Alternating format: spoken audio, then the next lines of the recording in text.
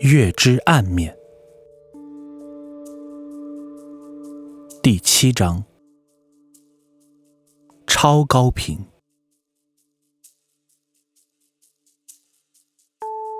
还能有下文，得感谢那么老的硬盘，那么老的接口。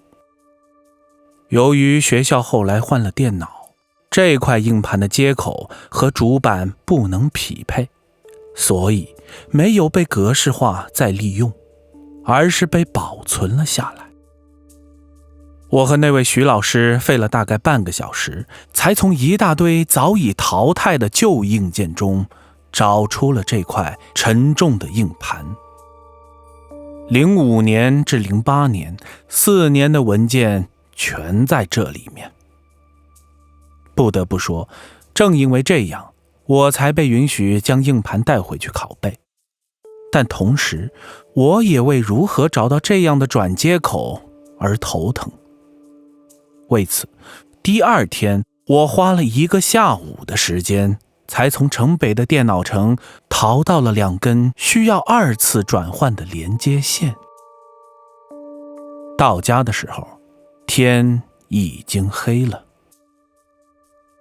我仔细地浏览着每一个文件夹，漫无目的地找了很久，最后才想到直接输入 The Moon 来搜索。果然，一份 0.9 个 G 的文件夹立时出现在了屏幕中央，直接拷进我的电脑里。我用软件把音轨一条一条地导入，几秒钟后，我便在20多条音轨中找到了那条无规则波形的文件。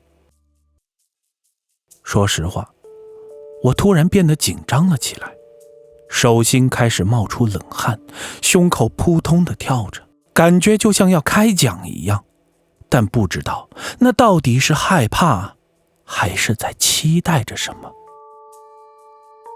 我戴上耳机，将这一条音频单独播放，时间线瞬间移动了起来。我仔细地听着每1秒钟的声音，直到3、4分钟过去后，并没有发现我想要的东西。是的，那只是一条失败的录音。我能听到被话筒录进去的大部分是当时贝斯手挂在架子上的耳机放出的伴奏，以及助理一边整理架子鼓一边哼歌的声音。除此之外，一片寂静，甚至能听到门外细微的风声，还有周小飞偶尔从的话筒边发出的叹息。取下耳机，我躺在椅子上发着呆，脑袋里一片混乱，心情简直糟糕到了极点。难道真是我当时的幻觉，还是我的记忆发生了改变？我都无法接受。因为当我看向温燕玲的双眸时，她的泪水是如此的真实，还有她当时和文生杰的对话，言语中充满着担忧与爱恋。甚至我听到的歌声是那么的打动人心，似乎就是在对一个深爱的人倾诉着心中的爱意。如果这一切都不真实，那么我将怀疑，这个世界上到底还有什么是真实的。手机震动了一下，我也回过神来，可是我丝毫不打算伸手去拿。此刻我近乎绝望。过了良久，对方最终打来了电话，我起身立时挂断，可随即又来了一条信息，上面写道：兄弟，你不会是在生我气吧？只要你出来，我当面给你赔罪。发信息的人是周小飞，上一条发的是：今天忙了一天，节目通通被审核毙掉，糟心透了。晚上有时间吗？找你喝2杯。我回道：哪敢生气，刚在忙，喝酒就算了吧，最近转氨酶有点高。不得不说，面对这种人，除非不搭理他，凡是给他一点机会，他就能把人说服。我想，这就是他这么快坐上台里内容部门一把手的原因。那晚，白的啤的堆了一桌，他喝畅了，我却喝哭了，如同开了闸，我的泪水泄洪一般喷涌而出。他酒量要比我好太多，但他见状还是愣了半晌。也许这是他没想到的事情。周小飞一个劲地安慰我，他说的没错，生活在这个时代，表面上一个比一个强大，可我们的内心却压抑着太多痛苦。临近午夜，我们的情绪都缓和了下来，他也听完了我叙述的那段记忆。那天晚上，我是没见到文生杰，不过确实有些古怪。周小飞顿了顿，接着道：我帮贝斯手接好音箱后，就一直坐在录音间，透过玻璃看着那几个女的，当时就觉得温艳玲突然好像看到什么东西一样。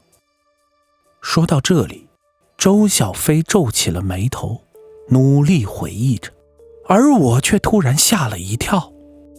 看到了什么？我忙问。不是，我的意思是，他的表情很奇怪，好像一直在偷偷往你那边看。我起初以为你跟他挺熟，但后来我才看清，你也会转头往左边看，你俩就像在对空气说话一样，而我隔着玻璃也听不到你们说了什么。我当时就挺纳闷，不过没一会儿温艳玲就哭了，像是很委屈一样，捂着脸。他的这番话让我浑身的汗毛立时炸了起来。一开始其实都挺正常，但在贝斯手进来后就有些诡异了。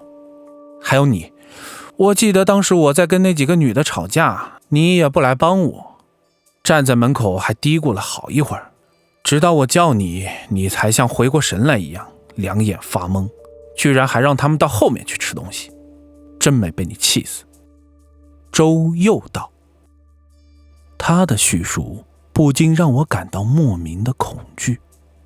我知道，这也就侧面证实了我和温艳玲的确看到了他们看不到的人。但是，为什么只有我和他看到了呢？你说温艳玲发歌了？让我听听。周道，没有正式发行，只是刻了张盘寄给了我。我道，先不着急听，我想让你再听一下当时的录音。周小飞抢着买了单，一起打车到了我家，我俩同时戴上耳机。我看得出，他的表情渐渐变得凝重。他在大学时期有个外号叫大蝙蝠，因为他的耳朵非常好，据说能听到2万赫兹以上，具体能听到多少，没有人知道。因为人耳的听力极限就是2万赫兹，大部分的成年人至多也就1.89万的水平。30岁之后，普遍低于1.8万，70岁低于1.2万，这是事实。再者，不论话筒还是音箱，绝大多数是为了人而设计的，所以全世界也就鲜有那么几款设备号称能超过2万赫兹。但是话说回来，那已是超声波的范畴，没有实质上的意义。音量稍微再大点。周闭着眼睛道。停，这里，退回去点。他抢过鼠标大声道。我仔细地听着他播放的那一段，摇了摇头。这是我哼歌的声，听得到吧？对，就在这后边一点，你仔细听。他紧张的道。我只听到风声和你叹息的声音啊。我只觉得头脑发胀的道：“对，那是我看到温艳玲哭的时候叹的气，就在这后边就有，呲呲呲呲呲。”他模仿着那种声音道。我还是摇了摇头，他着急的一把抢过键盘，操作了起来。我看得出，他是在处理这段波形，先是放到很大，然后选择一块明显的部分将其静音，然后再将剩余的部分降低了频率。你再听，他道。果然，那是一段很有节奏的高频声，而且相当微弱，微弱到几乎从波形上看不到它的存在，只有降低一半的频率，然后再放大，才能看得到。如果不仔细听，很容易忽略，因为这个频率实在太高，大脑经常会忽略它的存在，只会当作一种头皮发麻的感觉。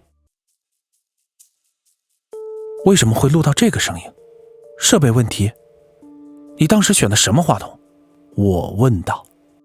不可能，我特别选的这款，准备录人声用的，当时实验室级别的超采样话筒，帝国前军工制品，全世界就20个，性能上不可能出问题。他肯定的道。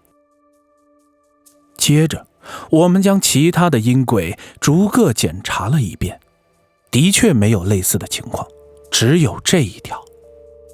周小飞把这段呲呲声摘了出来，放大到了荧幕上，我俩不禁面面相觑。那段呲呲声就好像某种有规律的排列，但两个人此刻毫无头绪。